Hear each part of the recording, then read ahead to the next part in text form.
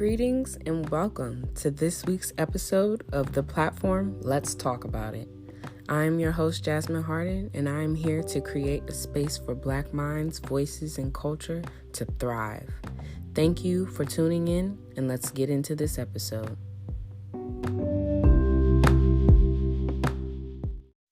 I just want to add that I am aware that the quality of the sound or the volume may not be the best. I am still trying to figure out this editing thing, so be patient with me.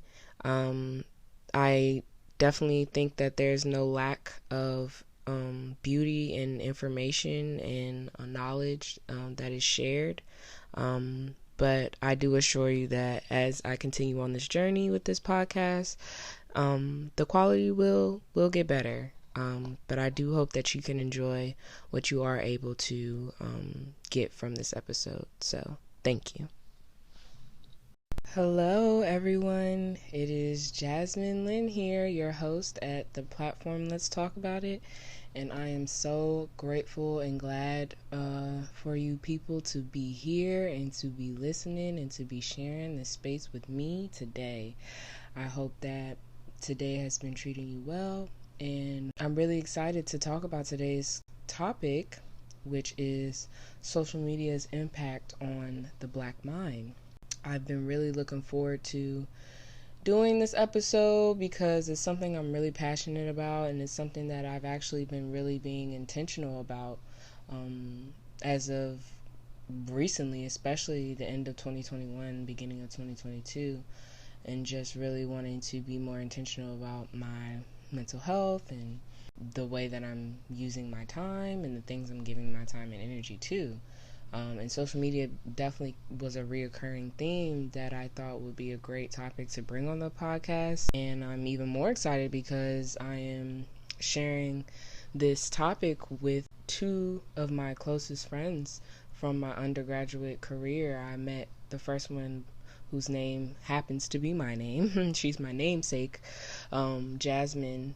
I met her orientation of freshman year, hit it off immediately. I met Damira. We happened to have two classes together my freshman year.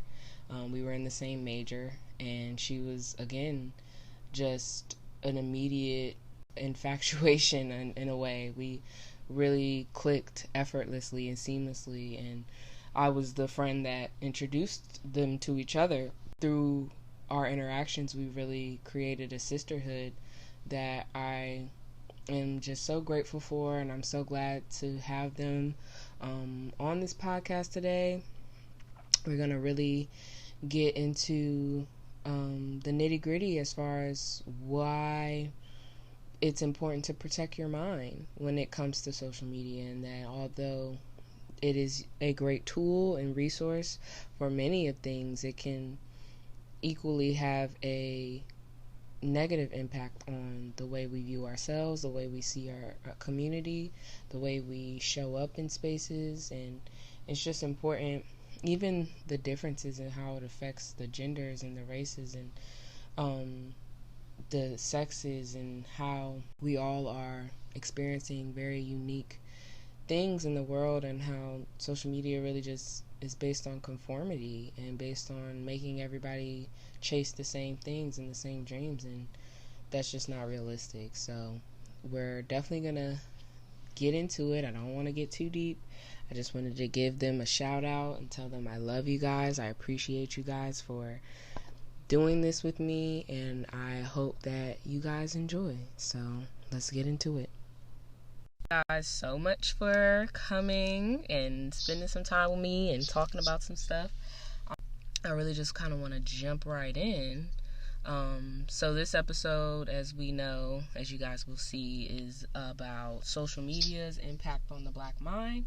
And I chose two of my closest friends to come and just chat about some of these really relevant things, especially because of the type of friendship we have. It is a long distance friendship. We often aren't the type of friends that get to hang out all the time and see each other all the time. So tools like social media really do kind of come in handy in keeping us connected and keeping us feeling like, we are still a part of each other's existence. And, we have conversations all the time about how, although there is that benefit of us being able to see each other on social media and staying connected and keeping up with each other's lives, as aspiring businesswomen and entrepreneurs and things, we have our own things we're trying to get done.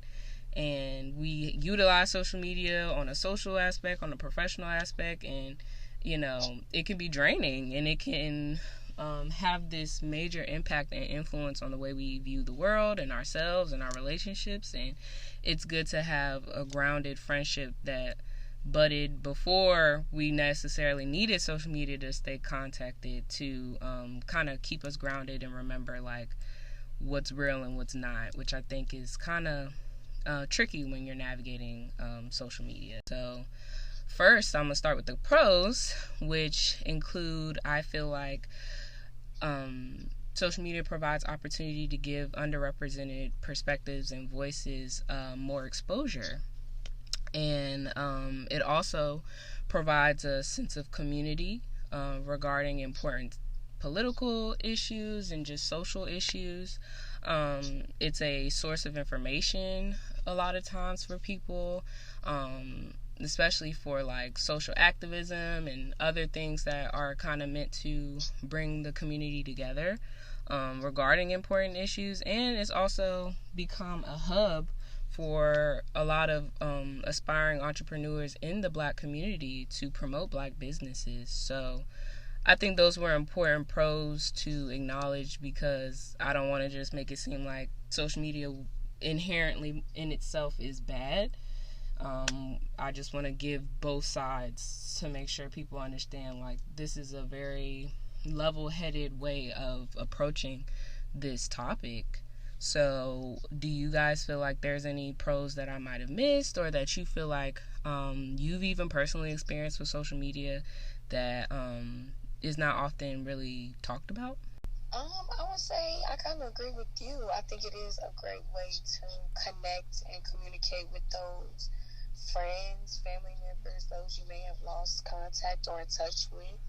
There's been a lot of people from high school and even elementary that I've rekindled friendships with, memories with, no matter what it may be, just a little, hey, I remember you, we were really good friends. It was one girl, we were really good friends in like freaking 4th grade, and we found each other and just catching up on it. It was something that felt really good. So I would say it's a pro with reconnecting with lost friends.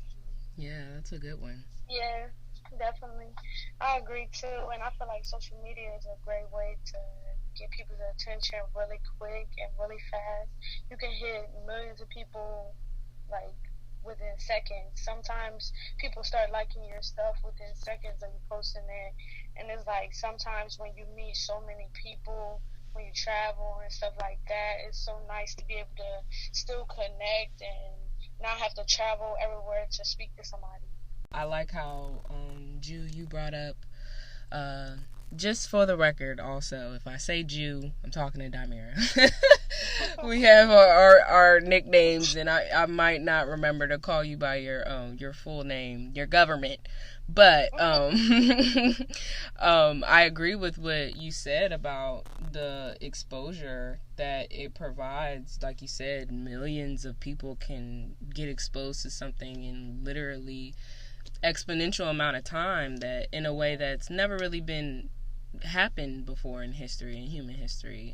We've never been able to stay connected the way that we are now, and I definitely think that it can be a beneficial thing. But I also, on the adverse, I've even considered how, although it reaches millions of people, it's still very monitored. Like social media is still very monitored. Get real dangerous real quick because it reaches that many people. Exactly. And like these big corporations, these big businesses, and as you know, the government, they make legislation and they make these policies that kind of benefit them, and media becomes heavily monitored by the government and controlled by these large companies, and they make all these different algorithms and all these things to kind of promote themselves inevitably.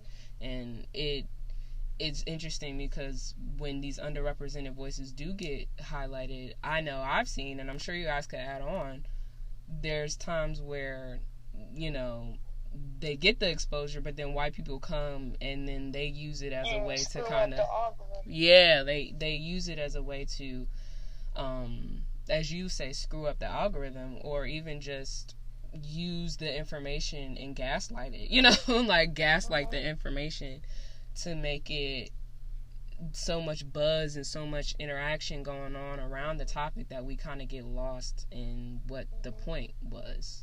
Yeah, no matter if it's real news or fake news. Yeah. We talked about a sense of community. It kind of provides that sense of community, I've heard, for people. Like, we say things like Black Twitter and, those types of things, they come up. But I think it's interesting because I'm asking you guys might have different experiences, but I know for me, I don't often see the positive effects of this so-called community transferred into real life interactions, That is true. But that also comes with the conversation that people try to spark up a lot often between going to a HBCU and going to a PWI.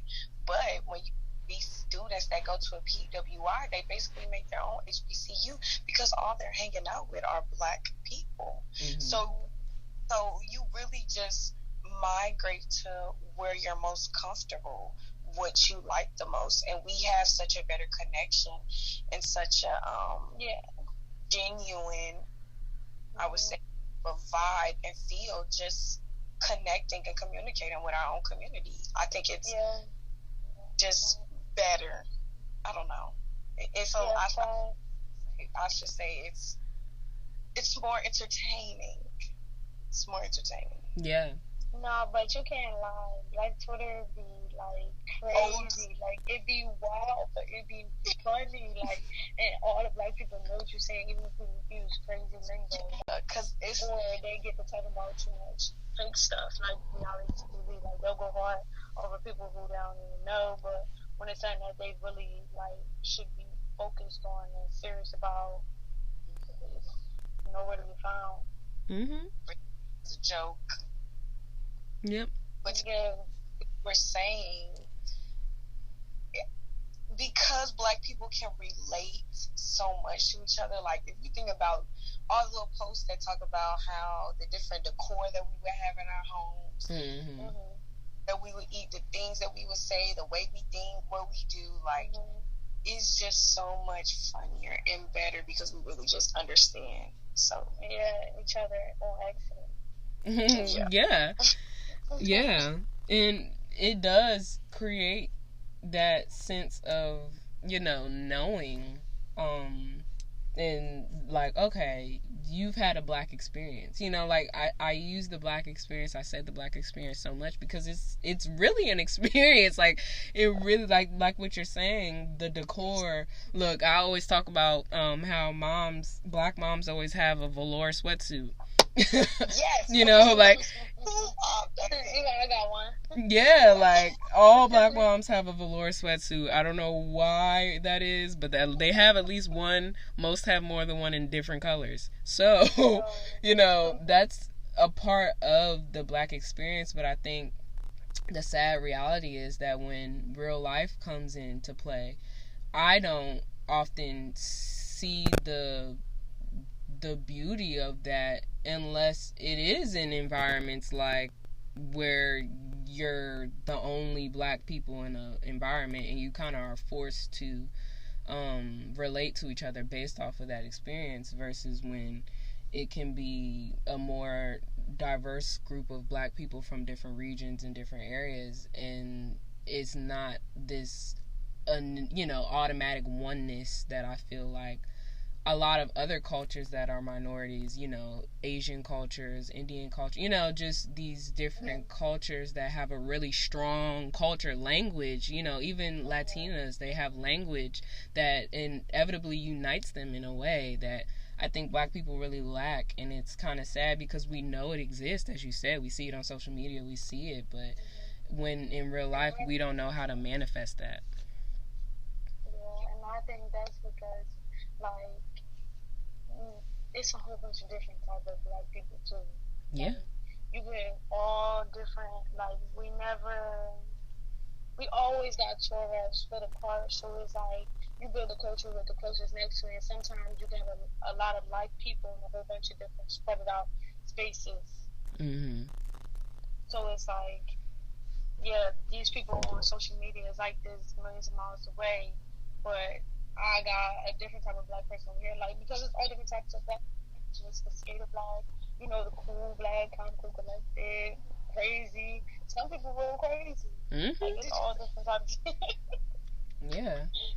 Yeah. And it's like, with us getting split apart, it's so hard to lock on to one unified, because even with us being slaves, like, the people who we were so like-minded with us, we got snatched away from.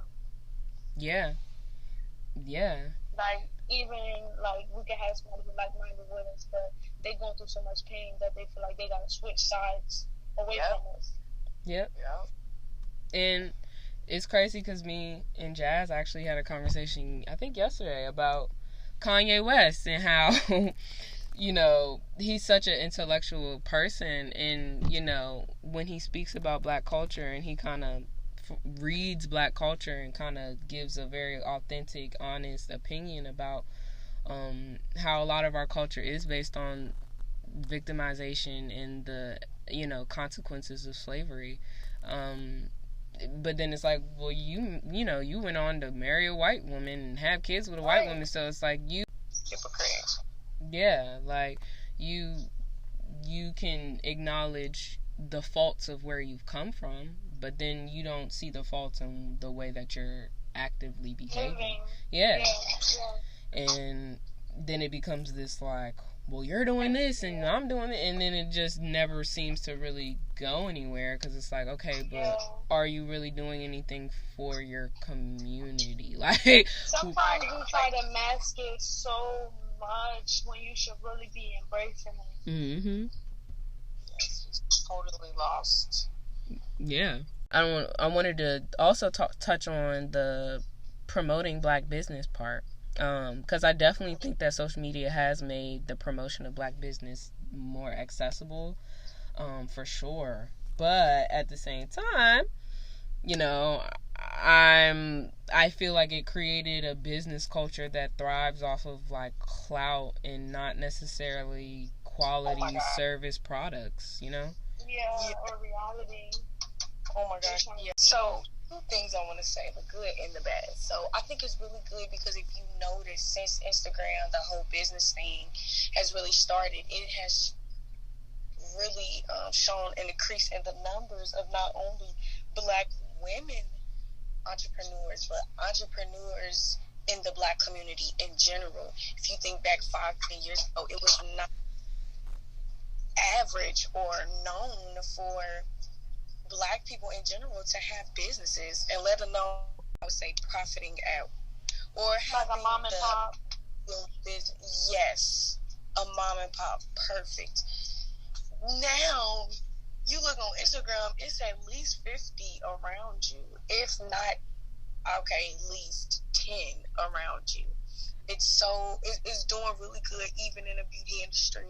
Pros and cons to that, but the pro is it's a lot more people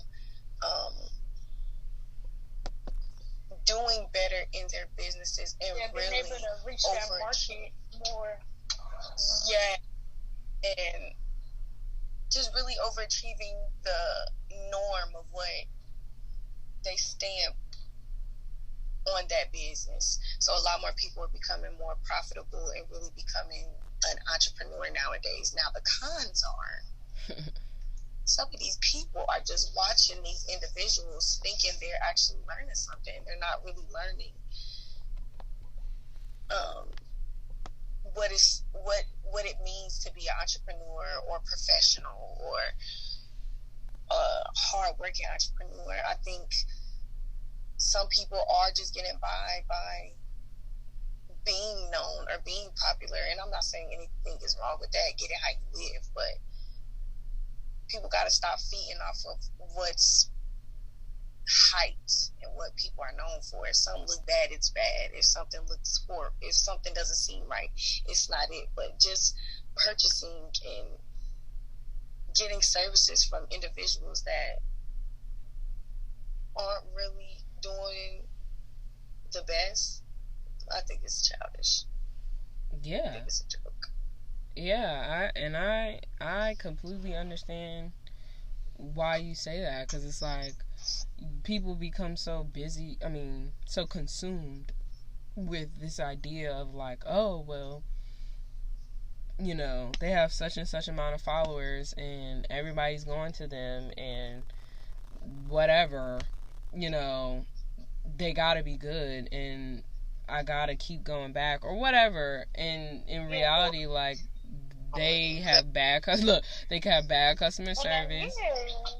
You could not really like their service, the way that they treated you when you were there. There could be a number of things that can come in when you actually go get serviced by them or buy their product or whatever, and you'll be like, dang, like, my expectations were disappointed in a way because I was so caught up in the buzz around this person that the quality of the service was poor. Yeah. Like, it's like, what is going on? But people will rather, this person that they don't even know, but is a celebrity influencer on Instagram, went to him, so I'm gonna go to him, or they got all these likes, all these followers, like.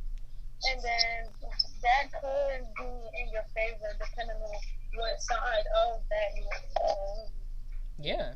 Because if you could get a good brand ambassador who had all these followers and your stuff really was lit, then that would be lit. But most of the time, it won't be like that. Yeah, definitely not. And then, like, I've even noticed that when they do come up, for a lack of a better way of putting it, people do become successful, they do get put on, they do have their celebrity endorsements or whatever, then they get big-headed, and then they start, like, being real unprofessional or real spicy or real, like, like, you see a whole different side of them that's not humble at all, and then it kind of, like, is like, F y'all, in a way, like, I got put on, so I don't care if y'all like me or not. Y'all just hating. Or y'all finally got to the place that I've been needing to be or wanting. Right. But I had to gain y'all first. Yes, like, people forget who got them there. Like, your customers, your client, whatever it may be, or fans, whatever it may be, they got you there. These people helped you get there. Like, I don't know. Yeah, it gets tricky. It's perfect that you brought that up, though, Jazz, because that goes kind of directly into the next segment, the discussion about the cons of social media. So let's go ahead and just transition to that. So let me go ahead and just list the ones that I came up with. Creating social media creates false realities that people believe in. It romanticizes and glamorizes Black oppression. It desensitizes people to others' lived experiences, and I really want to come back and touch on that. It's divisive within the Black community. It can be used divisively, I should say. It oftentimes broadcasts, I put in quotes, the blind leading the blind. Also, another big one is that the software has its own agenda. Like we talk about the algorithms and the agendas of these companies and stuff. It's often competing with your own individual reasoning for going to social media. Like, it's literally created to be a distraction. So if you get on there to distract yourself from, you're at work, you get on, distract yourself that algorithm's going to keep pumping more information and more things to keep you engaged and keep you distracted and keep making money off of you, basically. And you could need to stop, and you could need to go on your break, or you could need to call the doctor's office and make an appointment. You can have so many things, other things you could be doing, but because the algorithm is literally feeding off of the fact that you want to distract yourself, it becomes consuming in a way. You often hear, I'm sure you guys have experienced people be like, yeah, I got on social media at 7 and before you knew it, it was 9 o'clock. Like, it was 9 p.m., So that's a really big one that I've noticed. So was there any cons that you wanted to add? I actually wanted to piggyback on what you were just ending with, because I think that was so perfect, and the perfect kind of like documentary type thing that's perfect for it is the show, or it's a movie on Netflix called The Social Dilemma. If anybody has not watched that, I would highly recommend you go watch that, because it just really shows how the algorithm was put in place to distract us and harm us. Like, it has a way to know your emotions and know what to put in front of you to keep you engaged, to keep you it knows all your secrets, all the stuff you want to do. Like the people who started the algorithm don't even let their kids use it. They don't use it. It's so weird. It's weird. It's scary. It's bothering, because it's like you're doing all of this to control humans' minds. And why? Okay. What they tell to you, they're listening to their phones to hear what to put on your feed to make you want to buy it. Like, it's just that's unhealthy. And even just, it was an assignment I had to do for a class where I had to listen to a podcast, and it was on Washington Post. And I think the title was "What to Do with Facebook," and it was just talking about when Facebook had shut down, and it was giving just some things that Facebook and social media is doing to humans. How women are coming up with all of these disorders, eating disorders. Confidence is as low as it's ever been, because they're putting all of these things right, all because the filters, all because they're using realistic filters on there, the lies that they're putting on there, the lifestyle that they're faking that people live, and it's literally tearing down and harming not only our young girls, older women, but our males as well. It's horrible. It's not good for our mental health. They're trying to put laws. Like, it's so much they're trying to do to stop this that I think people really don't understand the magnitude of it. Yeah, I think social media really embodied the picture perfect that cameras started off doing.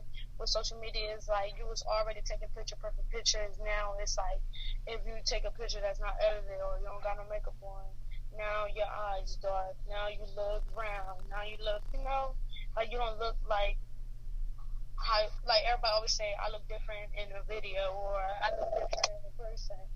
Because not every time you picture perfect, like you gotta hit your angles, you gotta do this, you gotta do that. So sometimes it'd be prettier people in real life who feel like they less of than the people who add in crazy filters and Photoshops. Yeah. And you guys literally are on the ball, because that's literally the next point I wanted to get into, is that creating false realities point that I brought up. Because it really does, and it not only creates false realities, it creates false realities that people actually believe. Like, it's not like, like, it's not like you create this reality and people know it's fake. Like, people think that it is real, like you said. My favorite animated cartoon, it's like, I'm trying to get that plastic surgery body. Like, no, they're animated. Like, and even like you said, I want to bring up a really important part, because Jazz even mentioned how it affects men and women differently. I want to start with women. The women, I don't know if you've ever heard of the beauty myth, but it's a novel by a author called Naomi Wolf. She came up with this theory about women's beauty standards and how they're constantly changing, and social media is the manifestation of the modern day version of that. But historically, this has always been happening, that women's beauty standards fluctuate up and down, and what's pretty and what's not, and what's considered beautiful and what's not. And the thesis of the book is basically just talking about society's emphasis on women's appearance, making women weaker than men socially, politically, and economically.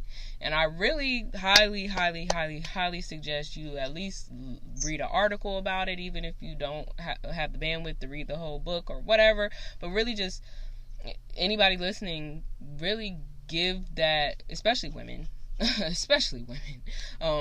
give that a read, because it was so eye-opening when I learned about it in one of my courses, my women's studies courses, and I was just shocked at how all these quote-unquote beauty standards for women have been engineered to be stifling at women's ability to progress in society as professional women, socially. As you just said, recently we see that mental health and things are plummeting because of social media. And even you look at the trend of the early 2000s, like you say, you have the Nicki Minaj's and the Kim Kardashians, and they're all getting these huge butt implants, and the whole big butt phase came in, and then everybody started getting it because it became so accessible. And now it's reverting back to the whole, well, now we want the natural look, and and that stuff has been happening since beginning of time. When women were at home and were mothers, a thicker frame was seen to be more beautiful.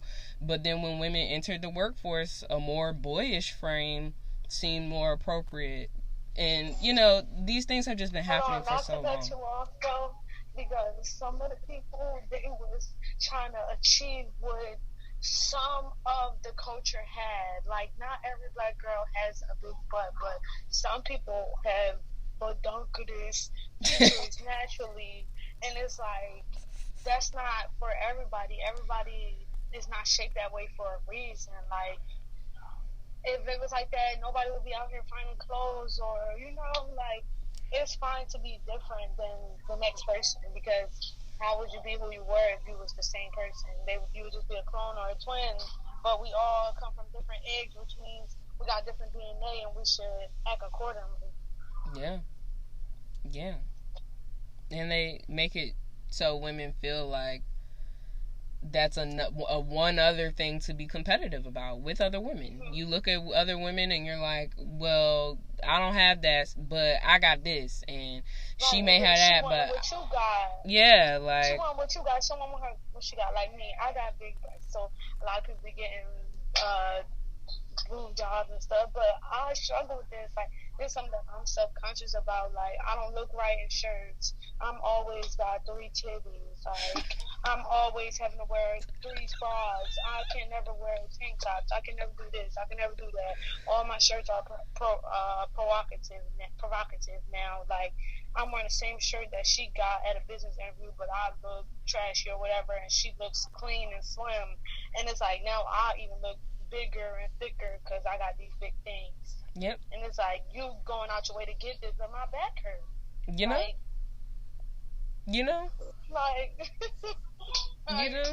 It makes sense. And at the end of the day, it's become, even you bring up a business setting, it's become so ingrained in us that it's like, even you go into work self-conscious about how you're looking.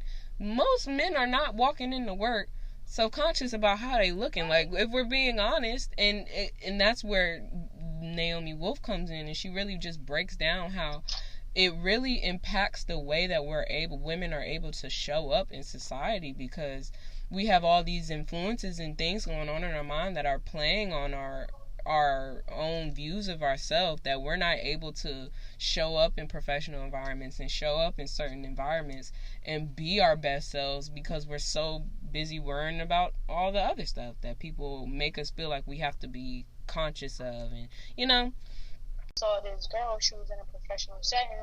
She had jeans on. They was not even skinny jeans. They was boot cut, but she had a big butt, and nothing else was inappropriate about her attire, but that her assets were not coverable. And so he's like, that she was unprofessionally, is like, should she be working around kids like this? How would y'all feel? And it's like, what do you want her to show up as? And it's like, people going out their way to get this, but the people who naturally got this body frame is getting tormented, over sexualized, or unprofessional, like just getting tormented all around. And it's like people reaching for this, but the person who really got that trait or got what they looking for is not feeling the same way. Definitely. Like you said, the false reality part of it. You create this whole idea of like, oh, slim, thick, and whatnot, and then when you get it, you'll often hear. I've even heard. This is how I'm going to feel when I get this body type. This is how I'm going to act when I get this body type. Yeah, and I even hear women who have gotten surgery. And me, you know me, I'm kind of thick at the bottom. I'm not gonna lie, I'm a thickums, and I know I am. And it's not as gassed up as people make it seem. My whole life, people made it seem like, oh my God, your body's so nice, your butt is so big, or whatever. And I've heard women who get surgery who may not have been as shapely before, and afterwards they will comment about the attention they receive from people and how it's a clear change that they experience ever since getting their body done, of like the types of commentary and the type of attention that they receive. And it's like, yeah, because you think it's all one way until you just want to go to Walmart or you just want to go to the gas station and pump gas, and someone's literally like down your throat about wear tank top and shorts. You can't even step out the house comfortably because you have to be so conscious of the way that you show up. Like we said, show up in certain environments, and it can really be stifling. And I want to bring up the male point of view. I'm not a male, obviously, but I see things, we hear things, we know things. And one of the main things that I've really gathered from social media that really is already a thing, but social media really just makes it even more of a exacerbated thing, of equating men's worth with how much money they make. And men already kind of deal with that in society and real life in general, but on social media it's become this like magnified thing of like, oh, men need to be this and they need to have this much money or they ain't worth, their worth is they're less than. And in reality it's like, that does nothing for our community, for the culture. It does nothing to promote that type of mentality in men. All it does is promote capitalism. That's all that does, is promote capitalism. It just gives the patriarchy and capitalism everything they need to give the privilege to men of like, oh, well, you're the breadwinner, you're the one who, you're the one who has to bring home the bacon type of thing. But it puts all this negative pressure and conditioning on men to feel like, okay, my worth is literally directly connected to how much money I have in my bank account. And that's just not true. Sometimes the men with money be having the worst personalities, the sickest people, and then the ones who don't really got that much money be the most genuine and actually know how to spend quality time, actually know how to put a smile on your face, got the time to do it. Because if you got the money, how you got that money? Most of the time you're not even home, you whatever, because you got to be focused on keeping that check coming. Yeah, the other point I wanted to bring up is a con that I mentioned of social media is it desensitizes people to others' lived experiences. And I think the operative word is lived experiences, because social media they make it seem like that's real life in a way, and it desensitizes people to the fact that, like, people live actual lives outside of social media that you don't see. And because of that, who are you to say, like, someone else's experiences or their perspective is wrong?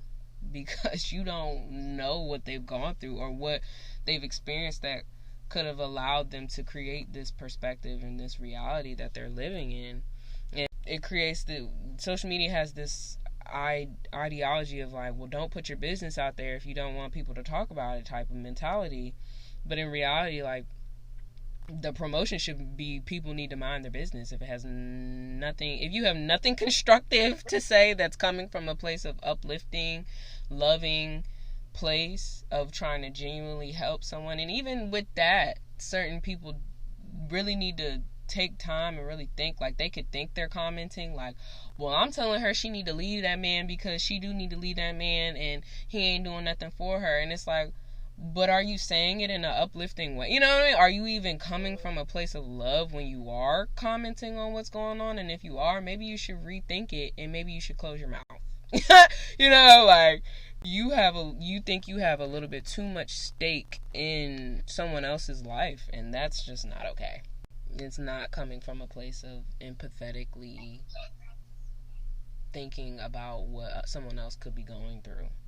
It's coming from judgment and thinking that you know better than what people. That's not constructive behavior for our community. And if we are ever going to build a culture that Black people can feel connected with outside of oppression and victimization and all these negative things, like, you know, we should be able to love and uplift one another, and we shouldn't see Black people as someone that they need to, like, tear down and pass judgment on just because they look like you. And it's like, you don't know what they're going through. Just because they look like you, or just because they sing the songs that you like, or have the same nails you have, or wear the same weave you wear, or wear the same, you know, clothes, whatever, drive the same cars, it doesn't matter. You still don't know people.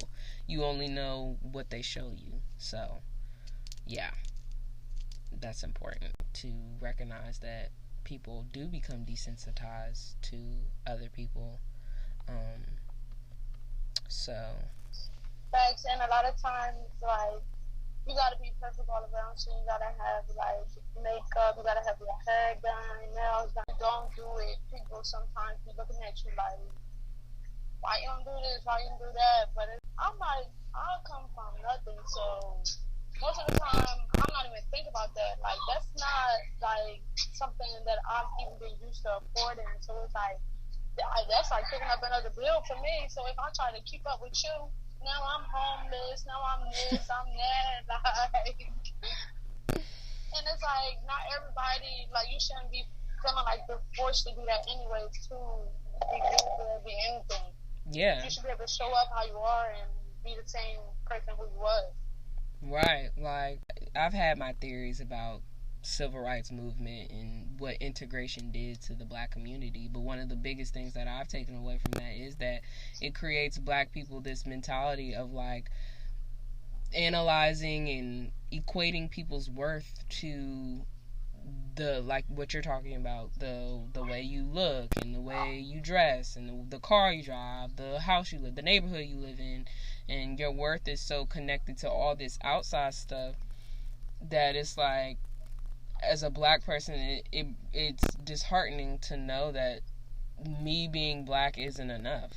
You know, me being Black, you being Black, we're in this space, that's not enough for us to uplift. Right, coexist, be fine, and still be individuals and uplift each other.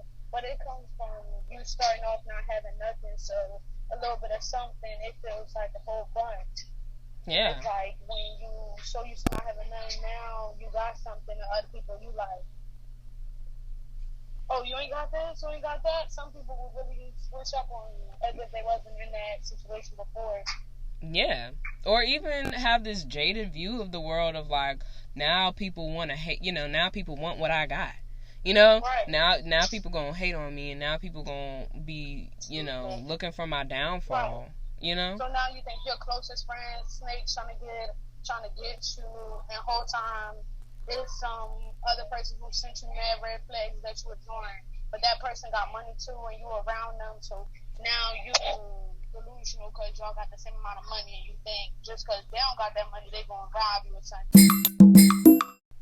We've reached the end of the episode, but I just wanted to make sure listeners were able to keep in contact with you if they were interested in doing so. So, Jazz, what can people do to keep in contact with all your endeavors you plan on pursuing? Right, well, I'm currently a hairstylist, so if you guys want to follow my hair page, I'm in the Greensboro area, soon to be moving to the Charlotte area. My Instagram is at lavishb, LAVISJAZB, and if you want to follow my personal page, you can. It's at thejazb, THEEJAZB. Damira, what about you? You have any social media or anything that people can follow you and keep up with you on? Yes, currently I'm a restaurant manager, but I'm aspiring to be an astrophysicist. You can find me on Instagram at look_in_the_mirror if you're trying to keep up with my astrophysics journey. Yes, we love that. I will definitely be making sure that I put all you guys' information below. And I just want to thank you guys again for coming up here and having some good conversation. I love that we were able to do this, and I cannot wait for the next time we get together and have one of these. So thank you guys so much. Thank you. I really appreciate you for having me. And me too. Love you both. Love you too.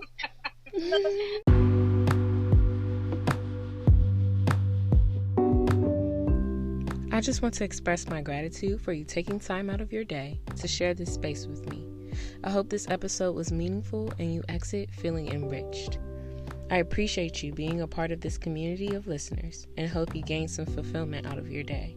Please do not forget to go follow us here and on all social media platforms at theplatform.ltai on Instagram and theplatform.ltai on Twitter. Also, share any episodes that you enjoyed with loved ones. I would love to further this community. Sending positivity your way, this is your host, Jasmine Lynn. Farewell.